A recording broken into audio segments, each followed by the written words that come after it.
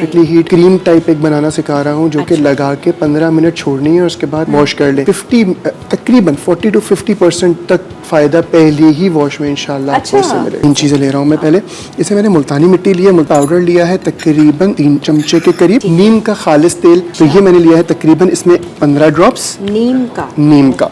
Number 2 अरके गुलाब मैं इसमें ले रहा हूँ तकरीबन 3 टेबल स्पून। ये पेस्ट बन जाएगा।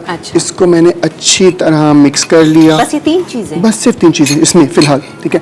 और इसको पेस्ट बनने के बाद जब ये एक थोड़ा सा पेस्ट की सिचुएशन में आ जाए तो उसमें मैंने आखिरी जो चीज़ डालनी है वो डालनी है पीपरमिंट, जिसको हम सत्ते पुदीना के नाम से मार्केट से या पंसारी से बासानी ले सकते हैं। इसको अपने जो भी अफेक्टेड एरिया है उस पर सिर्फ लगा के लेप करके छोड़ दीजिए 10 से 15 मिनट, उसको सूखने दें। तो बिल्कुल जब एक पैच ड्राई पैच टाइप बन जाएगा आप जाके नहा लीजिए और 50% आपकी इचिंग में, आपकी रेडिशनेस में